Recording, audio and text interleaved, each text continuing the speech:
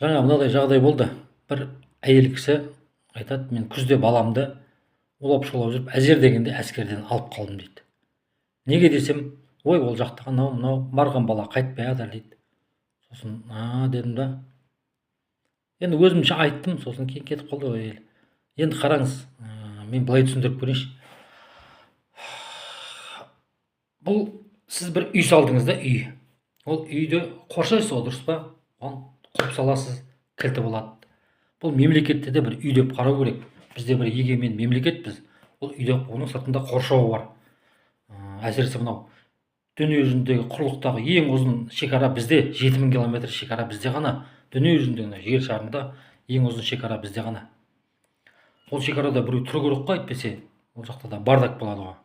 Ол тұратын өзі әскер жасындағы балалар. Олар деген сіздер олап шулап жібермеймін дейсіздер. Енді қараңыз, бұрын жаугершілік заманда аналары балаларын соғысқа шығарып салып тұр. Сіздер соғысқа шығарып салып жатқан жоқсыздар. Соғысқа шығарып салып тұр. Былай деген екен. Айналайын балам, арқаңнан жебе қадалмасын деген екен. Ол не деген сөз? Ол қашпа деген сөз екен.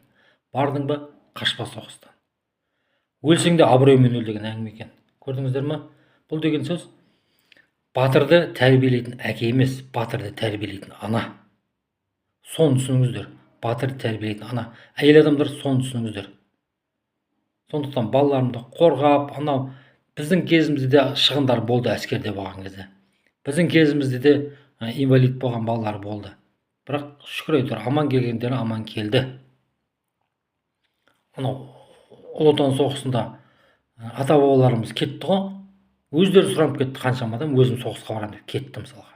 Келген келді, келмеген сол жерде қалды. Барлығыңызда отбасыларыңызда бар сондай. Сондықтан ешқандай да уайымдамаңыздар, балаларыңызды жіберіңіздер әскерге. Елді қорғайтын адам болу керек. Соны түсініңіздер. Сосын осы нәрсем дұрыс па, бұрыс емес па, комментарий жазып кетіңіздер. Бірге ой бөлісіп, мүмкін толықтыратын жерлеріңіз бар, толықтырыңыздар. Сол ағайындар балаларыңызды әскерге ойланбай жіберіңіздер. Елді қорғау керек.